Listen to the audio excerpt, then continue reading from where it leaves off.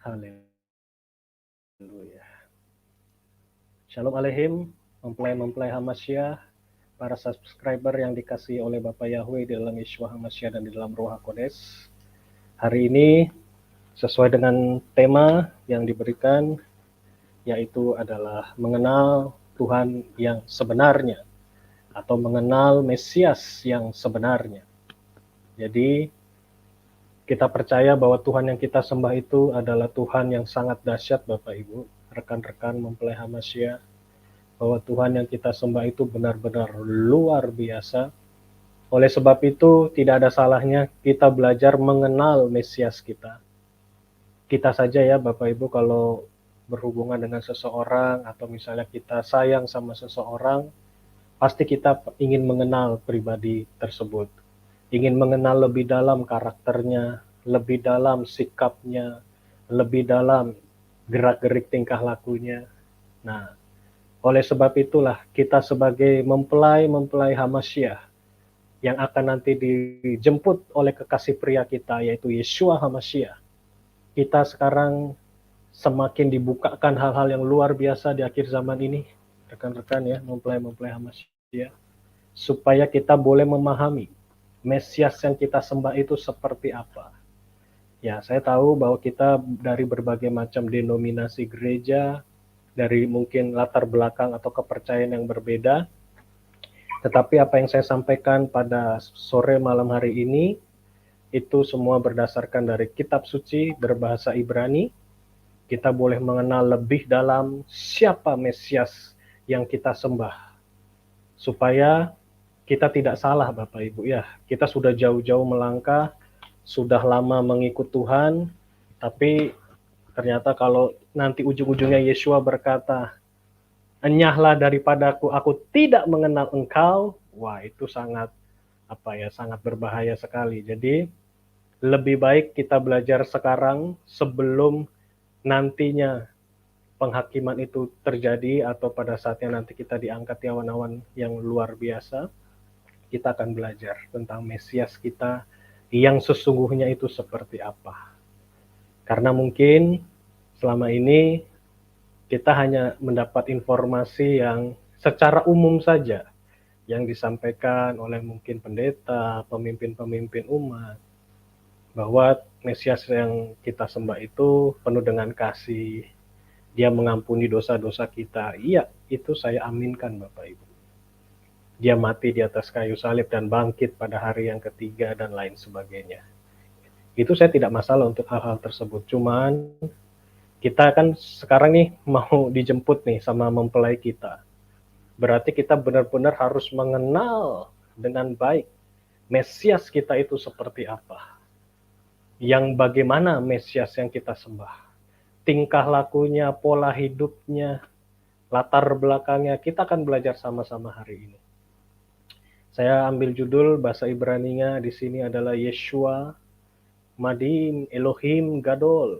Apa itu artinya? Yeshua, Tuhan yang luar biasa hebat. Jadi Tuhan yang kita sembah ini layak untuk kita sembah. Mesias yang kita percaya ini layak untuk kita sanjung, kita puja, karena memang dia adalah Tuhan yang luar biasa hebat.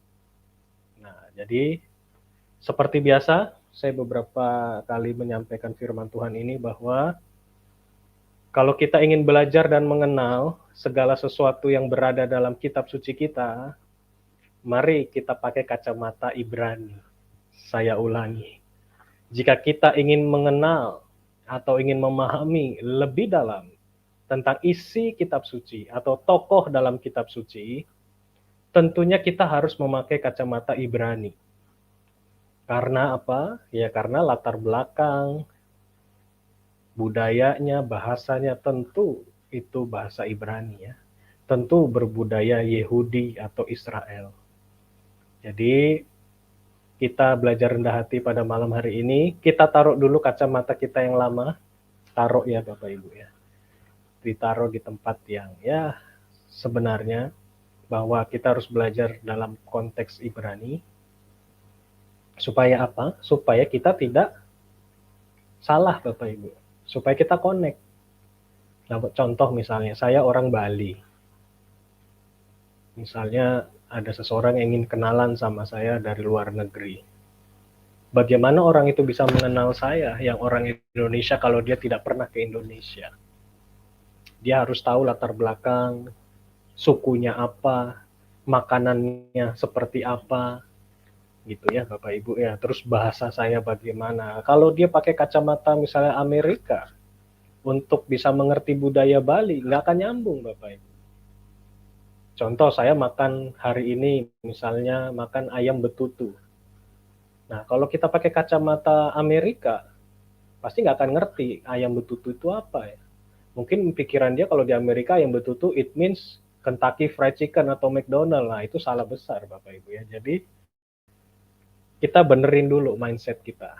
Untuk kita bisa mengerti kitab suci kita, jadi harus pakai kacamata Ibrani.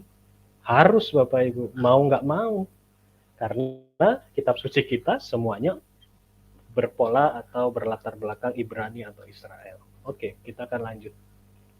Siap-siap ya Bapak Ibu. Hari ini bagi yang tersinggung, it's okay, puji Tuhan, berarti Bapak Yahweh sayang sama Bapak Ibu semua, rekan-rekan mempelai Hamasya, supaya jika ada pandangan yang keliru selama ini tentang Mesias kita, langsung berubah. Itu harapan saya, harapan Tuhan juga, bahwa selama ini memandang Mesias ternyata keliru, dan kita bisa ubah cara pandangnya mulai malam hari ini. Haleluya. Mungkin Bapak Ibu bisa melihat gambar yang saya tampilkan di sini. Karena jarang Bapak Ibu ya, saya kalau nyari gambar Yeshua atau Mesias, biasanya gambarnya itu gambar-gambar Yunani Bapak Ibu, berbau-bau Yunani. Kenapa? Jarang Mesiasnya pakai talit. Nah, ini talit ya Bapak Ibu ya, yang saya pakai juga. Dan juga jarang juga gambarannya bahwa dia membuka gulungan Torah atau gulungan kitab suci seperti gambar yang saya tampilkan. Ini jarang sekali. Yang adanya biasanya gambarnya Yeshua lagi pegang kayu berbentuk lingkaran sebagai gembala. Terus juga ya rata-rata seperti itu, jarang bergambar seperti ini, berbau Ibrani atau berbau Israel. Nah, jadi mari kita belajar sama-sama supaya mengenal Mesias kita lebih dalam. Tidak kenal maka tidak sayang ya Bapak Ibu. Makanya kita harus kenal dan sayangi Mesias kita, supaya apa? Ya, supaya kita lebih mengenal lebih dalam Mesias yang kita sembah. Kita akan buka kitab suci kita, saya akan bacakan saja supaya menghemat waktu. Di dalam kitab Yohanan 8 ayat 24. Hari ini kita akan banyak belajar firman Tuhan Bapak Ibu. Rekan-rekan yang saya kasihi di dalam Bapa Yahweh, saya akan bacakan demikian. Oleh karena itu aku berkata kepadamu, bahwa kamu akan mati dalam dosa-dosamu, sebab jika kamu tidak percaya bahwa akulah dia, maka kamu akan mati dalam dosa-dosamu. Wah, jadi untuk kita bisa mengenal Mesias kita yang pertama, ini kata kuncinya, dan ini yang sangat-sangat penting Bapak Ibu. Karena di luar sana banyak sekali pengajaran yang mengatakan bahwa Yeshua itu bukan Yahweh. Yeshua bukan Bapa Yahweh. Itu banyak sekali Bapak Ibu ya. Dan kita tidak menganut paham Tritunggal karena tidak pernah tertulis dalam kitab suci Tritunggal. Kita mengimani bahwa Ani wa echad, aku dan Bapa adalah satu. Satu dalam bahasa Ibrani di sini ditulis echad. Jadi kita tidak mengenal doktrin Tritunggal, karena doktrin Tritunggal itu bukan buatannya Bapak Yahweh. Doktrin Tritunggal itu buatannya Pastor Tertullianus. Ya, jadi Bapak Ibu bisa searching saja di rumah siapa itu Tertullianus, seorang pastor yang menjumlahkan Tuhan seolah-olah Tuhan tiga tetapi di dalam satu. Peran Bapa, Putra, dan Roh Kudus seolah-olah beda pribadinya, tetapi satu. Lah ini kan mumet sendiri Bapak Ibu ya. Tiga tetapi satu itu gimana ceritanya? Kita tidak pernah mengenal istilah Tritunggal. Apa bedanya kalau kita penganut Tritunggal dengan Trimurti? Yang mungkin ada kepercayaan yang lainnya. Nah, jadi kita tidak menganut Tritunggal ya Bapak Ibu. Mana buktinya Pak bahwa kita menyembah Tuhan yang satu? Kita buka Yohanes 10 ayat 30. Jadi semua yang saya bicarakan pada malam hari ini tentu ada dasar firman Tuhannya. Bukan mendapatkan suatu penglihatan lalu saya ngomong ngawur dan semua orang percaya, tapi itu hak Bapak Ibu kalau percaya dengan hal tersebut ya itu terserah. Tapi kalau saya harus dasari semuanya ini berdasarkan firman Tuhan. Yohanes 10 ayat 30, aku dan Bapa adalah satu. Sangat jelas. I and the Father are one. Itu sangat jelas. One di sini bukan berarti tiga dalam satu, tapi jelas benar-benar one. Ya, jadi kita harus benerin dulu mindset kita, pola pandang kita, bahwa tidak ada prinsip keimanan orang Yahudi atau orang Israel bahwa Tuhan itu tiga, tetapi selalu Shema Israel, Yahweh Elohenu, Yahweh Echad. Dengarlah hai Israel, Yahweh Elohim kita, Yahweh itu Esa atau Echad. Nah, Esa di sini ya tentu satu, Bapak Ibu. Nah, nanti kita akan belajar lebih dalam lagi. Satu itu di sini dikatakan sebagai unity. Bahwa Yahweh yang satu ini, dia maha kuasa. Dia bisa mewujudkan fenomena dalam berbagai macam bentuk. Mungkin Bapak Ibu pernah ingat pada waktu bangsa Israel keluar dari Mitsrayim atau Mesir, ada tiang awan dan tiang api. Nah, tiang awan dan tiang api itu apa? Itu perwujudan dari Yahweh yang berjalan di depan bangsa Israel. Jadi, apakah Yahweh istilahnya tiang awan, tiang api saja? Oh, tentu tidak. Dia bisa berubah wujud dalam bentuk apa saja, Bapak Ibu ya. Pernah juga Bapak Yahweh berbentuk seperti api di semak yang terbakar pada saat bertemu dengan Musa atau Moshe. Itu juga Bapak Yahweh. Bapak Yahweh juga pernah menolong 3 pemuda yang sangat luar biasa, yaitu Hananya, Misael, Azaria, atau dalam bahasa Babelnya itu Sadrak, Mesak, Abednego.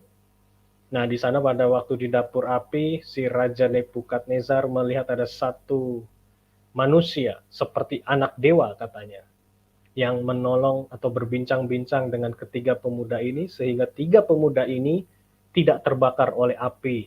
Satu helai rambut pun tidak hangus, Bapak Ibu. Nah, siapa fenomena manusia ini yang bersama dengan Hananya, Misael, Azaria? Ya pasti Bapak Yahweh sendiri dalam wujud manusia tersebut secara supranatural. Tiba-tiba ada manusia yang menolong 3 pemuda tersebut dan setelah itu menghilang. Jadi secara supranatural. Terus Bapak Yahweh juga pernah menulis di dinding Raja Belsasar, Bapak Ibu, di istana Raja Belsasar. Nah, itu punggung tangan siapa yang menulis di dinding istana raja tersebut? Saya yakin itu ya perwujudan fenomena dari Bapak Yahweh sendiri. Jadi itulah kedahsyatan Yahweh Elohim Sebaot yang kita sembah. Dia bisa merubah wujudnya dalam bentuk apapun, tak terbatas berapa banyak jumlahnya. Bisa 1.000.000 fenomena? Sangat bisa, karena dia adalah maha kuasa, El Shaddai. Jadi El Shaddai itu artinya Elohim yang maha kuasa. Makanya layak untuk kita sembah. Masa Bapak Yahweh kalah sama Sun Gokong yang bisa berubah wujud menjadi 10 misalnya. Sun Gokong kalau Bapak Ibu nonton filmnya, pada saat lagi dikepung sama musuh yang banyak, Sun Gokong bisa membelah dirinya dalam arti berubah menjadi banyak perwujudan gitu ya. Bisa jadi 10 kalau lawannya 10. Kalau musuhnya 100, Sun Gokong jadi 100 Bapak Ibu. Masa Bapak Yahweh kalah sama Sun Gokong? Itulah Elohim yang kita sembah. Dia sanggup mengubah apapun fenomenanya. Tapi saya tanya, apakah dengan misalnya Bapak Yahweh berubah wujud banyak terus Bapak Yahweh jadi banyak? Oh ya tentu tidak. Bapak Yahweh tetap Esa, tetap Echad. Tetapi dia maha kuasa. Dia bisa hadir di Amerika pada saat sekarang. Di detik yang bersamaan hadir juga di Pulau Bali, yang bersamaan hadir juga di pulau misalnya di Papua, atau di Kalimantan bersamaan, bahkan mungkin di Afrika bersamaan. Apakah Bapak Yahweh jadi banyak di sana dengan kehadirannya? Oh tentu tidak, Yahweh-nya tetap satu. Jadi kita harus bisa meluruskan pola pandang yang berkata Tuhan kita ini tiga. Wah itu salah Bapak Ibu ya. Tiga di dalam satu, nggak bisa. Tetap dia satu, tetapi dia maha kuasa. Dia sanggup mengubah dirinya menjadi fenomena, bahkan sejuta fenomena sekaligus. Apakah Bapak Yahweh jadi sejuta pribadi? Tentu tidak. Pribadinya tetap satu. Lalu siapa Yeshua?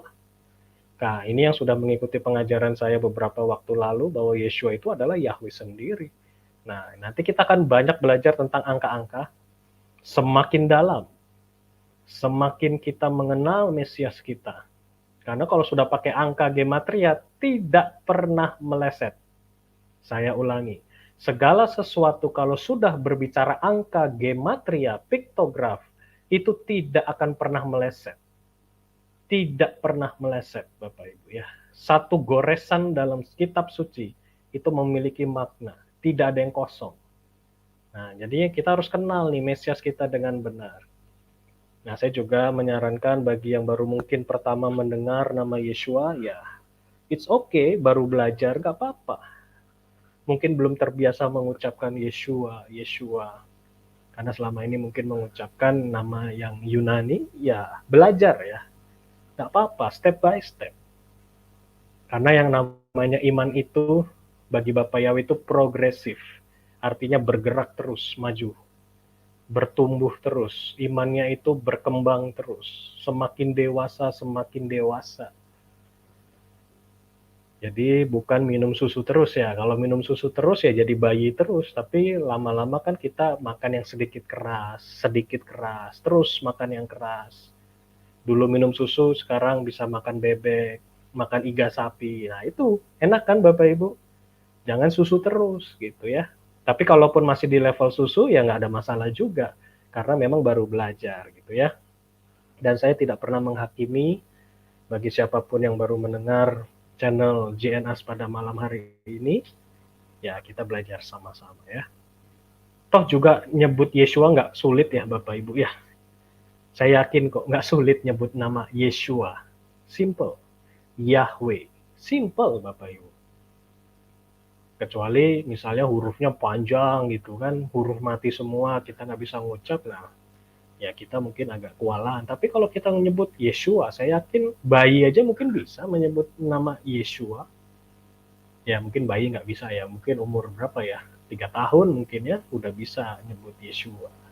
5 tahun gitu ya.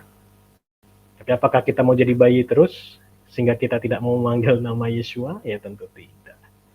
Coba mungkin ditulis di chat, bisa nggak ngomong Yeshua gitu ya. Saya yakin semua pasti bisa. Jangan kalah sama burung beo ya Bapak Ibu ya. Tahu Bapak Ibu burung beo? Mengucap apa aja ditiru sama burung beo. Ya coba saya punya burung beo ya, saya akan ngomong Yeshua. Saya yakin burung beo juga pasti bisa ngomong Yeshua gitu ya. Nah kita jangan kalah sama burung beo. Jadi kita belajar sama-sama. Jadi Yeshua ini adalah perwujudan Bapa Yahweh sebagai manusia secara natural, secara alami. Dia bukan seperti manusia yang menolong Hananya, Misael, Azaria di dapur api, tetapi dia secara natural, secara alami. Dia lahir, dia tumbuh besar, dia mengalami kesakitan, dia mengetahui segala penderitaan manusia, dia tahu bagaimana rasanya dikhianati, dia tahu bagaimana rasanya dinyinyirin, difitnah, dia tahu semua Bapak Ibu. Makanya Tuhan yang kita sembah itu Tuhan yang tahu segala kekurangan, segala penderitaan kita. Dia yang tahu segala kelemahan kita. Karena dia pernah mengalami fase tersebut pada saat dia menjadi manusia. Tetapi itu hanya sebagai perwujudan ya. Dia bukan 100% manusia. Banyak yang sering keliru. Banyak pendeta bilang dia 100% manusia, 100% Tuhan. Saya bilang salah. Loh kok bisa Pak? Lah berarti dia manusia bukan manusia dong. Woi, dia manusia, tapi bukan 100%. Dia hanya berwujud manusia. Karena kalau menjadi manusia, itu harus ada kromosomnya. Kromosom laki-laki dan kromosom perempuan. Tetapi Yeshua pada saat diteliti oleh ilmuwan, tidak ada kromosom dari ayah.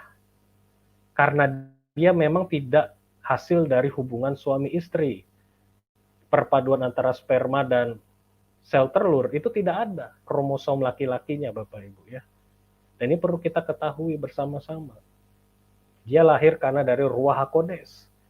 Dan itu pun juga tanpa hubungan suami istri loh, Miriam dan Yosef. Pada saat Maria mengandung atau Miriam mengandung Yeshua. Jadi Yeshua ini hanya sebagai perwujudan manusia.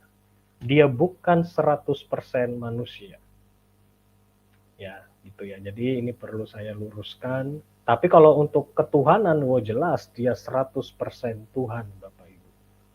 Tidak ada yang kurang kalau Yeshua ini sebagai Tuhannya. Tapi sebagai manusia, ya dia lahirnya secara supranatural. Dalam arti supranatural itu tidak hasil dari hubungan suami istri ya.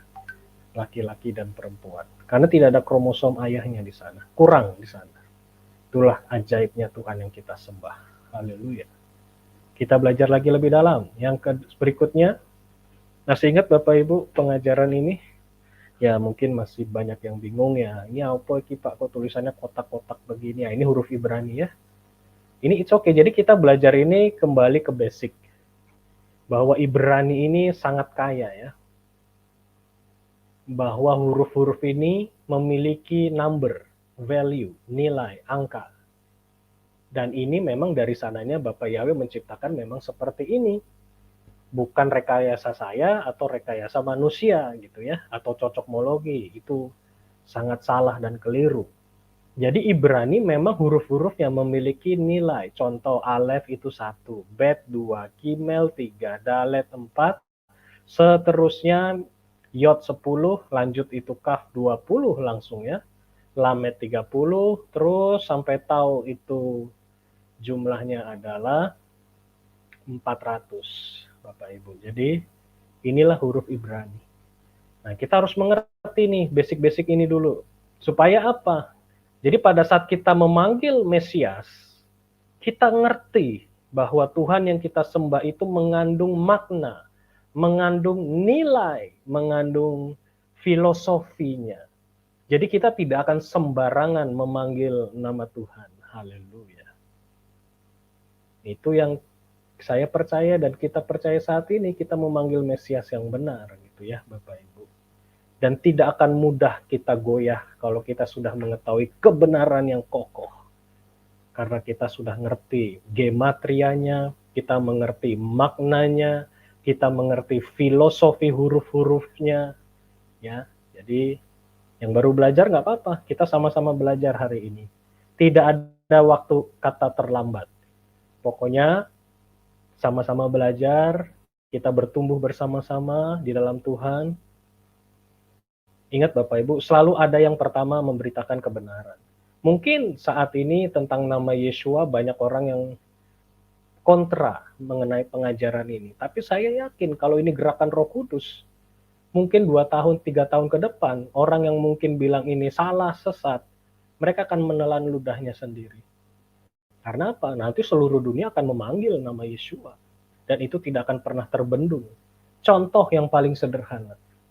Nama Yahweh itu sejak diberitakan dari tahun 2000-an Bapak Ibu. Nah coba lihat, di awal-awal itu wah banyak orang yang menentang sesatlah, inilah, itulah, saksi Yehova lah dan lain sebagainya. Tapi kita lihat tahun sekarang, di tahun 2020 sekian, pendeta-pendeta besar memanggil nama Yahweh. Nah kan, menelan ludahnya sendiri. Kalau nggak mau belajar, ya itu sangat-sangat disayangkan. Hosea 4 ayat yang ke-6. Ini bagi orang yang nggak mau belajar, ayat ini menjadi hakimnya Bapak Ibu semuanya. Umatku dibinasakan karena kurangnya pengetahuan, karena kamu menolak pengetahuan dan menolak Torahku. Jadi karena Bapak Ibu atau para subscriber atau mungkin yang baru pertama kali menonton channel ini Belajar, ayo bersama-sama. Jangan sampai udah mengeluarkan statement sesat, tetapi mungkin 1 tahun ke depan malah jadi berbalik arah kepada Bapak Ibu bahwa ini memang kebenaran. Itu pun kalau masih ada kesempatan bertobat. Tapi kalau masih mengandalkan gengsi, terus tidak mau bertobat, dan ternyata yang percaya Yesus pada rapture, nah lu bagaimana itu? Bapak Ibu malah ketinggalan semuanya. Baru menyesal, oh iya apa yang dikatakan Sis Keti, Papi Lukas Sutrisno, Pak Yosef Aditya itu benar ya. Wah, selesai Bapak Ibu, game over, telat. Nggak ada lagi pengampunan di sana. Karena apa? Sudah masanya Roh Kudus naik kepada Bapak Yahweh, tidak ada Tuhan di bumi ini. Ya Bapak Ibu bayangkan saja, gimana nggak ada Tuhan di bumi ini rasanya bagaimana. Nah jadi lebih baik Bapak Ibu tersinggung sekarang, bertobat sekarang, turunkan gengsimu, turunkan kesombonganmu, belajar, selidiki baik-baik. Dan apa yang saya ajarkan ini saya bertanggung jawab di hadapan Bapak Yahweh. Dan nggak main-main ya. Pengajaran ini memang berat, tetapi saya coba sampaikan dengan bahasa yang sederhana, bahasa yang mudah dimengerti. Oke, kita lanjut ya. Dan ini memang nama Tuhan harus benar ya. Nah, kita juga belajar tentang piktograf. Minggu lalu saya juga banyak belajar tentang hal ini. Saya menyampaikan bahwa nama Yahweh ini begitu dahsyat. Masih ingat ya Bapak Ibu? Behold the hand, behold the nails. Lihatlah tangan, lihatlah paku. Jadi kalau Bapak Ibu lihat Yod, itu artinya tangan. Hey, itu lihatlah. Wow, itu paku. Hey, lihatlah. Jadi YHWH atau Yahweh itu memiliki makna secara filosofi hurufnya. Itu memiliki makna lihat tangan, lihat paku. Jadi siapa yang tangannya dipaku? Jelas Yeshua HaMashiach. Jadi Yeshua HaMashiach adalah Yahweh yang tangannya dipaku. Jadi luar biasa kan? Yeshua yang kita panggil ini mengandung arti keselamatan bahwa Yahweh yang tangannya dipaku.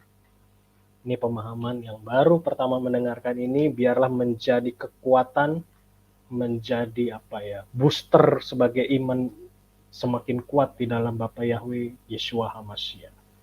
Lalu bagaimana dengan nama Yeshua Pak? Oke, kita bongkar dari huruf Ibraninya. Simple ya. Yod, tangan. Shin, lihat yang paling kanan agak bawah setelah di atas huruf Tau. Itu Shin itu gambarnya kayak gigi ya Bapak Ibu ya. Memang simbolnya gigi. Gigi itu fungsinya untuk apa? Menghancurkan, mengunyah, menghancurkan makanan. Menghancurkan. Jadi ada Yod itu tangan, Shin itu menghancurkan, Wow, paku, Ain melihat karena simbolnya mata. Jadi kalau Yod, Shin, Wow, Ain, tangan yang dihancurkan oleh paku, maka kamu akan melihat keselamatan. Haleluya. Coba Bapak Ibu kita renungkan arti nama Yeshua, nama Yahweh. Dengan kita mengetahui nama Yahweh, nama Yeshua, kita tidak akan pernah main-main lagi tentang nama Tuhan. Kenapa? Ya kita sudah tahu mengandung arti keselamatan bahwa tangan yang dihancurkan oleh paku itu mengandung unsur keselamatan. Kamu akan melihat kehidupan kekal. Dan setan tidak senang bahwa manusia mengenal nama Yahweh, mengenal nama Yeshua. Sebisa mungkin nama Yahweh dimusnahkan di atas muka bumi ini. Setan berusaha menjegal manusia untuk tidak mengenal, tidak memanggil nama Yahweh, tidak memasyurkan nama Yahweh, tidak memuji nama Yeshua HaMashiach. Itu sangat mengerikan. Karena tahu bahwa nama Yahweh itu mengandung keselamatan Bapak Ibu. Tidak percaya? Kita buka ayatnya. Orang yang memanggil nama Yahweh, dia akan diselamatkan loh Bapak Ibu. Berseru kepada nama Yahweh, selamat Bapak Ibu.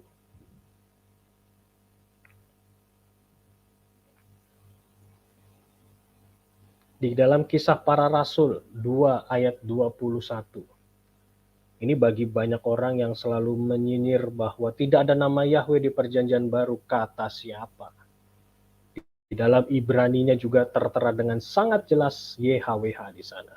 Kisah Rasul 2 ayat 21 saya akan bacakan demikian bunyinya. Perhatikan ya.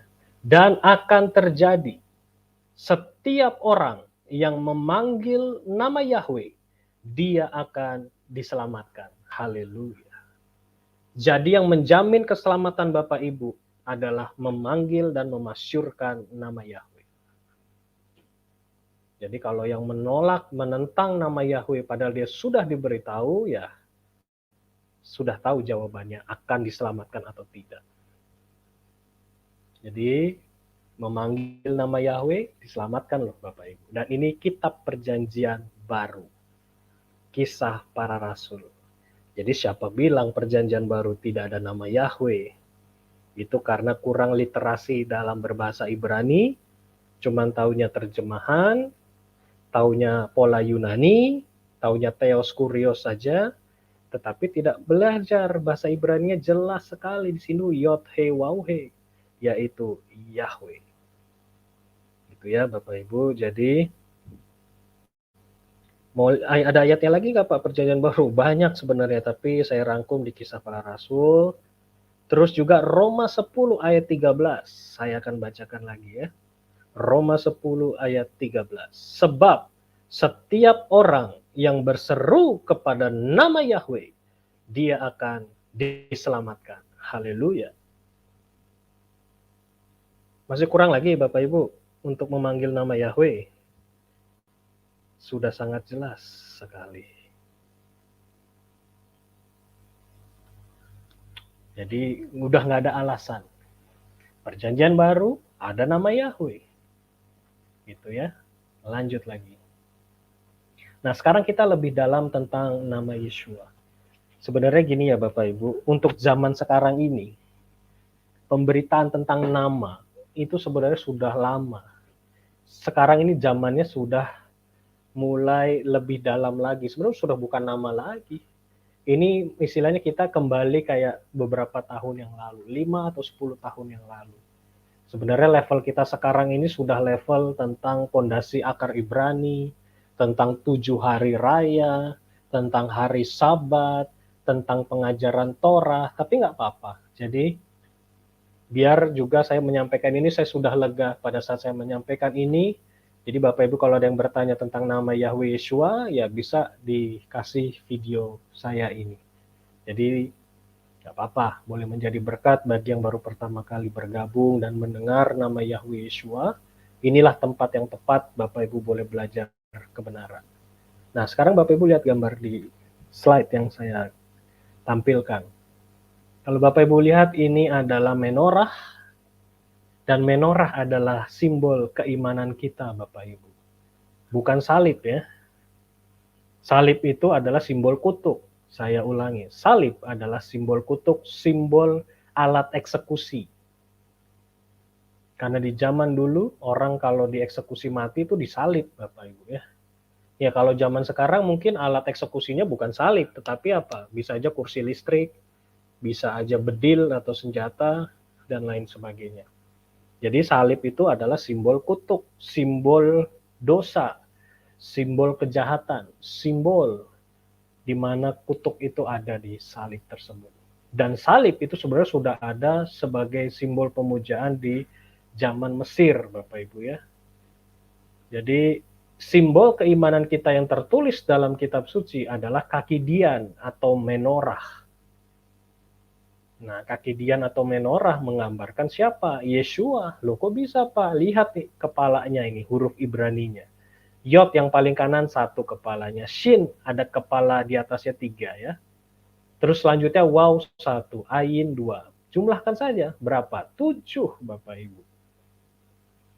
Apakah ini suatu kebetulan? Saya yakin 1.000.000% bukan suatu kebetulan. Ya memang ini sudah patternnya Bapak Yahweh. Bahwa setiap orang yang menyalakan menorah sama saja melihat Yeshua di depan mata dia sendiri. Inilah Tuhan yang kita sembah. yang menjadi terang dunia. Karena menorah ini simbol terang, Bapak Ibu ya. Makanya Yeshua bilang, akulah terang dunia. Kamu percaya kepada aku, kamu tidak akan berjalan dalam kegelapan. Kamu hidup dalam kebenaran, dalam terangnya, Bapak ya. Wah, luar biasa ya. Jadi ini maknanya sangat dalam, Bapak Ibu. Nih, contohnya menorah. Kepalanya 7. Inilah simbol keimanan kita, kalau Bapak Ibu bisa melihat ya. 7 kaki Dian. Terus juga ada gambar bintang Daud, perisai Daud, magen Daud, magen Abraham. Ini yang kita simbol iman kita gitu ya.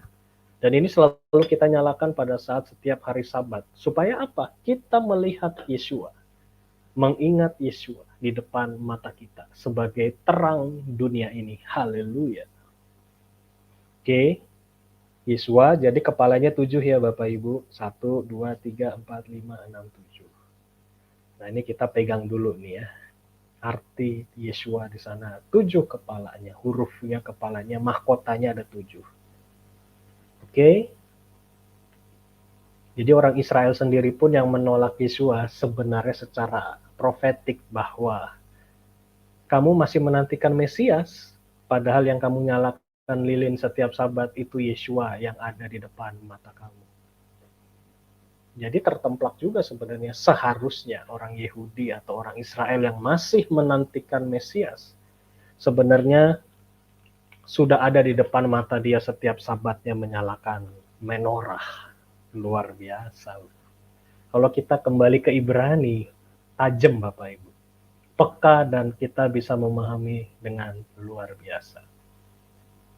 Nah, kita lihat huruf Ibrani. Ternyata Yeshua itu nilai gematrianya adalah 386. Yod nilai gematrianya 10. Shin 300. Waw 6. Ain 70. Totalnya berapa? 386. Lalu tujuannya apa sih Pak kita belajar nama Tuhan kok pakai angka-angka segala? Ingat, huruf Ibrani memiliki nilai, memiliki makna, memiliki filosofi, dan memiliki kode-kode rahasia di balik ini semua. Meskipun baru belajar hari ini, saya yakin bisa mengikuti. Karena apa? Saya bahasakan dengan cara yang paling sederhana. Jadi setiap huruf memiliki nilai. Karena apa sih saya ngomong begini, ngomong angka-angka terus dari kemarin-kemarin sampai sekarang? Karena kalau kita sudah mengenal Mesias kita dengan nama Yeshua, dengan nilai 386, dan nanti kita akan belajar ada makna apa di balik 386, saya yakin Bapak Ibu tidak akan sembarangan mengganti nama Mesias kita. Haleluya.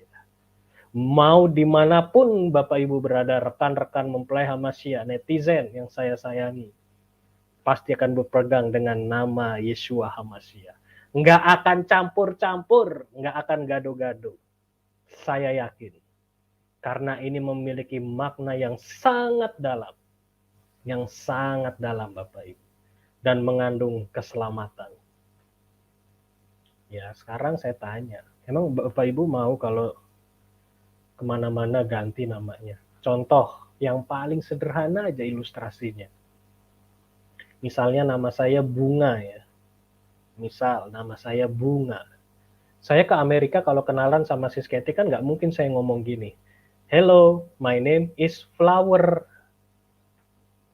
Nggak mungkin.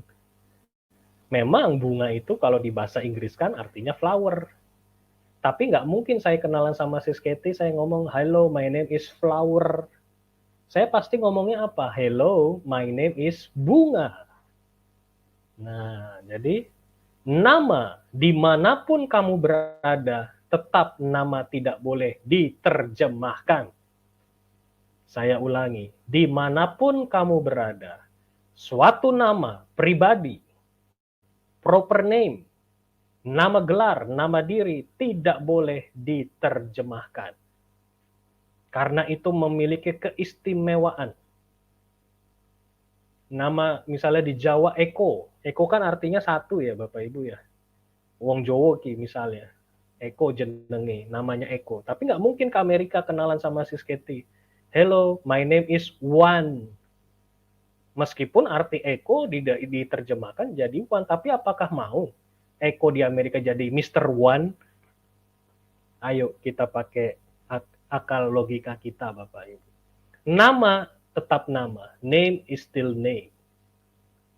Meskipun Shakespeare pernah membuat suatu puisi berkata, apalah arti sebuah nama. Nah itu kan puisi Bapak Ibu, nggak ada hubungannya dengan kitab suci kita. Kitab suci kita sangat strict. Nama Tuhan nggak boleh sembarangan kamu hina, nggak boleh kamu ucapkan dengan sia-sia, sembarangan. Nah, tapi banyak orang yang gagal paham juga nih, arti kata jangan mengucapkan nama Yahweh Elohimu dengan sembarangan itu seperti apa. Nah, tapi secara garis besar saya kasih ilustrasi seperti ini deh. Kalau nama Yahweh diganti dengan nama sesembahan yang lain, kira-kira itu bisa dikategorikan sembarangan dengan nama berhala lain? Sembarangan nggak kira-kira? Saya yakin jawaban Bapak Ibu sama dengan saya, pasti sembarangan. Nama Yahweh yang kudus diganti dengan nama ilah-ilah lain misalnya, yang tidak berasal dari kitab suci kita. Ya, Bapak Ibu bisa renungkan dan pahami benar-benar maksud firman Tuhan ini. Sembarangan contohnya nama Tuhan tidak dipanggil, nama Tuhan tidak dipuji, nama Tuhan tidak dimasyurkan. Padahal perintahnya sangat-sangat jelas.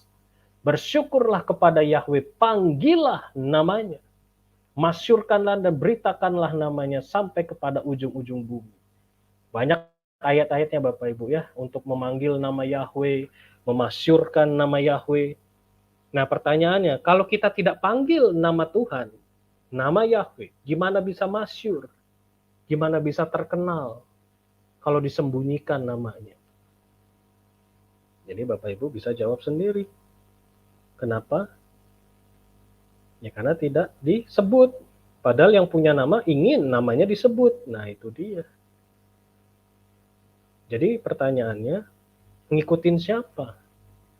Ngikutin firman Tuhan atau mengikuti hamba-hamba Tuhan yang belum tentu sesuai dengan firman Tuhan? Gitu ya Bapak Ibu. Jadi Bapak Yahweh itu memerintahkan kita untuk memanggil nama Yahweh. Yang punya nama ingin namanya dipanggil, tetapi dengan hormat, tetapi dengan rasa takut akan Bapak Yahweh. Kalau saya setiap memanggil nama Yahweh, saya pasti akan menundukkan kepala saya, Bapak Ibu. Karena itu sangat kudus nama Yahweh, Yeshua HaMashiach. Itu tanda saya sangat menghormati nama besar Yahweh. Saya selalu menundukkan kepala saya sedikit untuk saya tunduk kepada nama Yahweh. Jadi nggak sembarangan saya berani mengucap nama Yahweh kalau dia untuk hal-hal yang tidak penting gitu ya. Contohnya bercanda, bersumpah, itu nggak boleh. Itu kategori sembarangan. Tapi kalau untuk pemberitaan firman Tuhan, ya saya harus memanggil nama Yahweh. Pada saat saya memuji Tuhan, saya harus panggil nama Yahweh. Itu baru Bapak Yahweh senang gitu ya. Jadi harus jelas nih, memanggil sembarangan tuh seperti apa. Contoh, jangan buang sampah sembarangan. Boleh buang sampah? Boleh. Tetapi jangan sembarangan. Buang sampah misalnya di tempat tidur. Buang sampah di jalanan atau di jalan raya. Buang sampah di sungai. Itu kan sembarangan, nggak boleh. Tapi buang sampah pada tempatnya, yaitu di tempat sampah. Nah, harus mengerti Bapak Ibu, konteks firman Tuhan itu, kita harus pakai akal logika kita. Tuhan kan kasih akal logika untuk kita berpikir, merenung gitu loh. Oh ternyata ini maksud Tuhan. Ayolah kita mulai membuka pikiran kita. Memanggil nama Yahweh Elohimu dengan sembarangan, itu yang dilarang. Mengutuk tidak boleh pakai nama Yahweh. Aku kutuk kamu 7 turunan. Misalnya kita benci sama orang, itu nggak boleh Bapak Ibu. Itu masuk dosa lason hara juga, dosa yang jahat mulutnya. Terus bergosip pakai nama Yahweh, terus berhutang pakai nama Yahweh. Misalnya, aku pinjam uang dong, Aku ganti deh minggu depan demi nama Yahweh. Wah, itu ngeri Bapak Ibu ya, nggak boleh. Dan harus hormat dan tunduk memanggil nama Yahweh, nggak boleh dipakai hal-hal tersebut. Mengutuk, menghina orang pakai nama Yahweh, bersumpah pakai nama Yahweh, bercanda pakai nama Yahweh itu juga nggak boleh. Itulah kategori sembarangan. Tapi kalau kita memasyurkan, kita puji, kita muliakan, kita beritakan nama Yahweh, itulah yang diperintahkan Bapak Yahweh.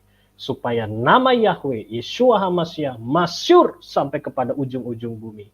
Kalau semua orang sudah mendengar nama Yahweh, Yeshua pasti turun Bapak Ibu. Segera. Karena harus diberitakan Injil sampai ke ujung-ujung bumi tentang nama Yeshua, nama Yahweh. Baru Yeshua turun. Itu ya Bapak Ibu. Nah, 386 itu apa? Ini dia. Ternyata 386 itu suatu kode rahasia. Di dalam Ibrani mengandung arti Shem Elohe. Saya ulangi, 386 yaitu nama Yeshua yang sebelum ini, ternyata sama persis dengan kode rahasia suatu kalimat Shem Elohe. Shem Elohe itu juga nilainya 386. Apa Pak artinya Shem Elohe? Shem Elohe artinya nama Tuhan. Shem Elohe artinya nama Tuhan. Jadi kalau Bapak Ibu pengen tahu nama Tuhan yang sebenarnya, panggillah nama Yeshua. Karena sama persis gematrianya 386. Inilah kode rahasia dalam pola Ibrani, Bapak. Jadi kalau nama Yeshua diganti nama Yunani, nama Arab, nggak akan pernah sama dengan nilai 386. Pasti meleset, 100% pasti meleset. Contoh diganti dengan satu huruf aja, karena kan di luar sana ada juga pengajaran nama Tuhan itu Yahshua. Ada tambahan he di sana, yod, he, shin, waw, ayin, Yahshua. Ternyata Yahshua itu kalau dijumlah 391. Tidak pernah cocok dengan 386 Bapak Ibu. Meskipun ini sebagai pengagung nama Yahweh, saking semangatnya nama Yahweh, nama Yeshua jadi kata Yahshua. Wah, ini kebablasan juga ya. Terlalu bersemangat, semua diganti Yah semua. Itu juga nggak boleh loh Bapak Ibu ya. Harus kembalikan kepada porsinya. Jangan sembarangan mengganti nama Tuhan. Yahshua, Yahusa, dan lain sebagainya. Kalau saya sih sudah lewat fase-fase ini. Saya dulu sering bertempur di media sosial tentang nama Yahshua. Ya saya beberkan pakai angka gematria, sampai sekarang nggak pernah membalas komen saya lagi. Selesai. Pokoknya kalau kembali ke pola Ibrani, selesai. Nggak akan ada perdebatan. Kecuali masih yang ngotot-ngotot. Ya itu mah udah beda urusan. Itu kalau udah istilah Alkitabiah, kita hitung-hitungan gematria, piktograf. Wah udah, skakmat. Nah itu saya bisa bilang. Apa itu skakmat? Selesai. Masalah orang itu terima atau enggak, ya udah urusannya dia di hadapan Tuhan. Dia udah nggak bisa berkutik sampai sekarang Bapak Ibu. Jadi kalau orang masih ngotot nama Yeshua, nama Mesias itu Yahshua, saya jabarin ini, pasti mingkem Bapak Ibu ya. Tutup mulut pasti. Karena apa ini? Di Ibrani ini mengandung arti Shem Elohe. Nama Tuhan loh, nggak main-main. Dan inilah yang berusaha dihambat oleh setan supaya manusia tidak memanggil nama Tuhan yang sebenarnya. Ya kan? Makanya saya jamin yang mendengar channel hari ini tidak akan lagi sembarangan mengganti nama Yeshua, nama Mesias yang artinya nama Tuhan. Haleluya. Kan saya sudah beri jaminan tadi. Nggak akan sembarangan gado-gado. Kalau gado-gado saya suka. Kasih cabai, kasih kerupuk, enak Bapak Ibu. Tapi kalau nama Tuhan gado-gado, kita dosa besar di mata Bapak Yahweh. Dan kita bisa tidak selamat loh. Ya karena apa? Ya manggil Tuhannya aja sembarangan. mau masuk surganya Tuhan, menolak nama Tuhan. Lah terus gimana? Kok enaknya manusia aja ngatur-ngatur Tuhan? Padahal ayatnya banyak sekali. Kamu nggak boleh ngomong sembarangan nama Tuhan. Nggak boleh manggil nama ilah-ilah lain. Kan ada ayatnya di dalam kitab Keluaran. Berhati-hati dan berawas-awaslah. Jangan sampai terucap dari mulutmu nama ilah-ilah lain. Hati-hati loh Bapak Ibu. Bisa kena pasal berlapis-lapis ini kalau kita sembarangan memanggil nama Tuhan. Ada yang lebih parah lagi. Sudah tahu nama Yahweh, sudah tahu nama Yeshua. Terus tiba-tiba sekarang gado-gado lagi. Lah ini kan repot. Dulu mantap nama Yahweh Yeshua. Nggak akan berubah. Ternyata nggak tahu. Kesambet apa, tiba-tiba gado-gado lagi. Dan malah ngomong yang memanggil Yeshua masuk neraka semua. Lah ini kan ngeri Bapak Ibu ya. Istilahnya surganya punyanya dia, ngatur semuanya. Mengutuki orang masuk neraka. Padahal dasarnya juga salah. Gado-gado lagi namanya. Nama Mesiasnya. Oke, kita lanjut. Bukan itu saja Bapak Ibu. 386 itu di dalam kode Ibrani juga mengandung arti ini Bapak Ibu ya. Yahweh b'Meshiach. Yahweh di dalam Mesias. Haleluya. Ini nggak boleh main-main Bapak Ibu. Nama Yeshua itu mengandung arti Yahweh ada dalam dirinya yang adalah Mesias atau keselamatan atau yang diurapi. Jadi kalau Bapak Ibu yang mendengar channel hari ini, yang sudah mendengar kebenaran ini, saya yakin tidak akan sembarangan mengganti nama Yeshua. Hatinya pasti semakin cinta sama Yeshua. Oh, ternyata Yeshua mengandung arti Yahweh adalah Mesias. Di dalam nama Yeshua ada Yahweh sebagai Sang Mesias. Haleluya. Yeshua ternyata adalah nama Tuhan yang benar. Persis Bapak Ibu 386. Semakin cinta kita sama Mesias kita. Haleluya. Yang nonton The Passion of the Christ, yang Mel Gibson dan Jim Caviezel pemerannya, itu manggilnya bukan Jesus, tapi Yeshua. Dia benar-benar seperti aslinya. Dan itu benar Bapak Ibu, Yeshua. Inilah Tuhan yang kita sembah. Jadi yang masih ngotot bahwa nama Tuhan bukan Yeshua, ya udah nongkrong yang jauh lah dikit. Belajar, ayo melek, ini udah akhir zaman. Yeshua mau datang jemput kita, kalau nama Tuhan aja masih salah, aduh. Kasian banget deh lo, serius. Jadi orang yang paling kasian di dunia ini. Nama Tuhan aja nggak ngerti. Nama Mesias saja salah-salah. Lah terus gimana mau masuk Syamai, mau masuk surga? Nama Tuhan aja salah. Gado-gado, campur-campur dengan nama ilah-ilah lain. Dengan nama negara lain yang bukan dari kitab suci. Lawang kitab suci kita bahasa Ibrani kok jadi orang Ibrani, Mesias kita kok jadi namanya Yunani atau namanya Arab atau namanya Indonesia, kan nggak mungkin. Ayo dong, kita diberikan hikmat itu untuk berpikir, merenung firman Tuhan, gitu ya. Oke, kita lanjut lagi. Yahweh in Mashiach, Yahweh di dalam Mesias Yeshua HaMashiach, haleluya. Dahsyat ya Bapak Ibu, 386 ini harus nyantol loh ini di hati dan imannya Bapak Ibu. Saya doakan angka gematria 386 ini tumbuh dan berbuah dalam hati setiap para pendengar pada malam hari ini atau siapapun yang mendengarkan channel ini untuk menghormati nama Yeshua HaMashiach. Nih kita bongkar lagi Bapak Ibu lebih dalam lagi supaya kita semakin takjub dengan Mesias kita. Yeshua 386. Ingat gematria selalu didijitkan satu angka, satu huruf. 386 mengandung unsur 3 tambah 8 tambah 6 sama dengan 17. 17 kita breakdown lagi. 1 tambah 7 sama dengan 8. Yahweh, Yod, He, Waw, He. Itu jumlahnya 26. Yod 10, He 5, Waw 6, He 5. 26, 2 tambah 6 sama dengan 8 juga Bapak Ibu.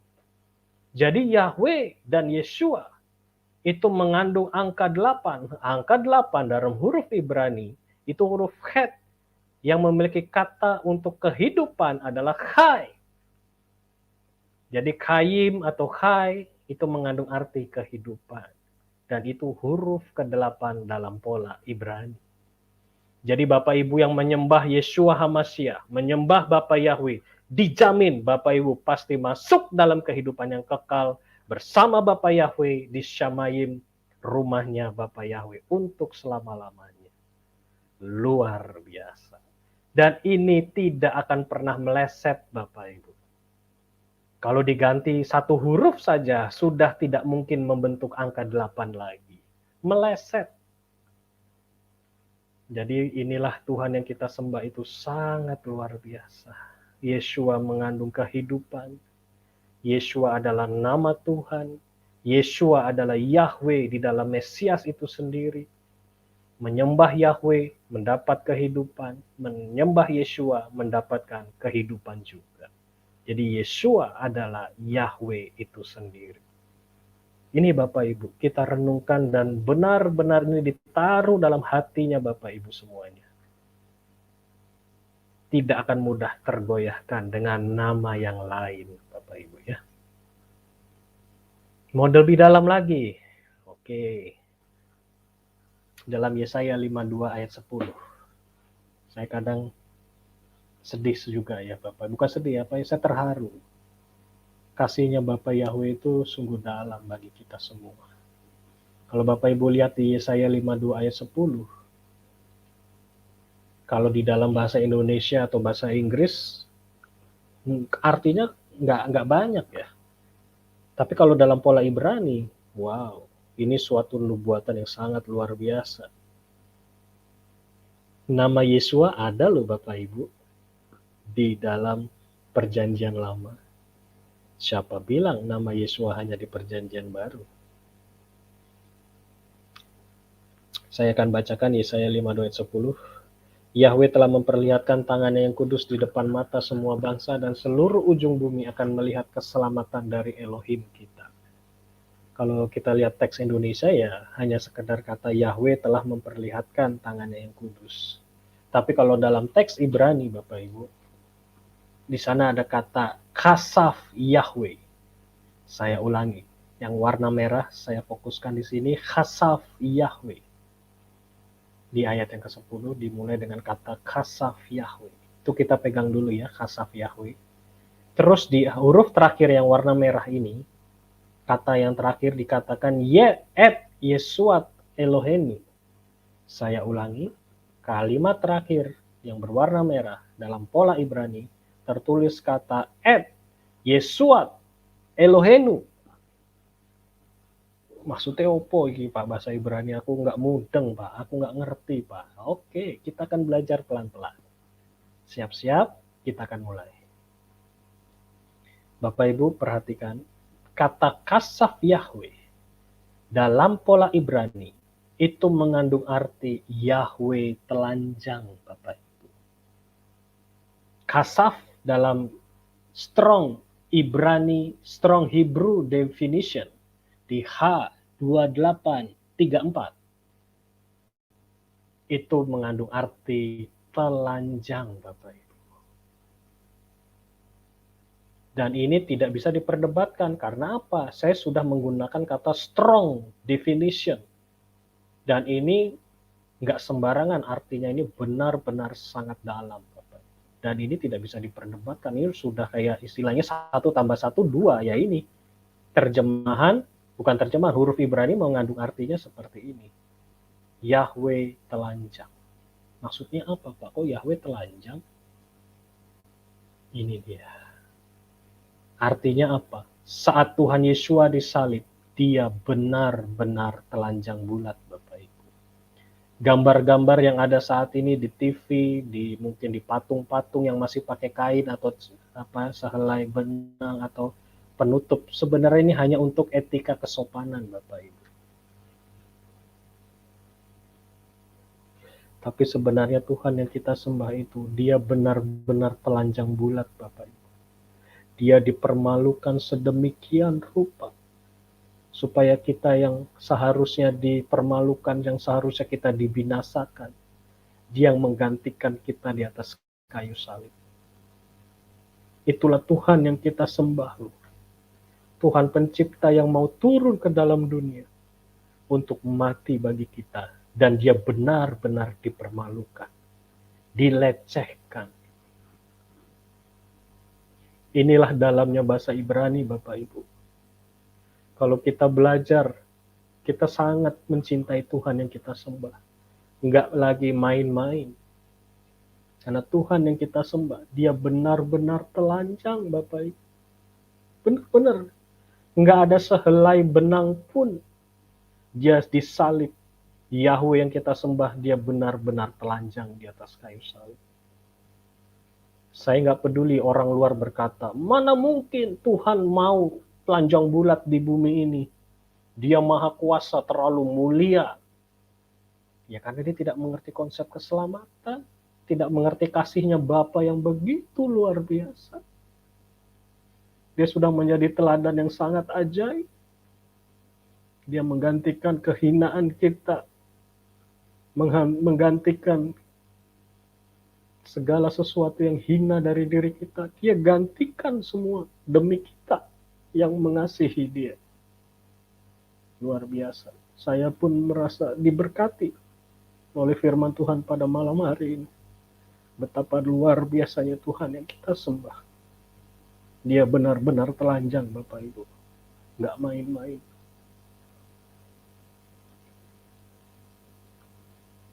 Terima kasih Bapak Yahweh. Kau rela melakukan ini semua untuk saya, untuk kita semua. Supaya kita diselamatkan. Haleluya. Kita lanjut.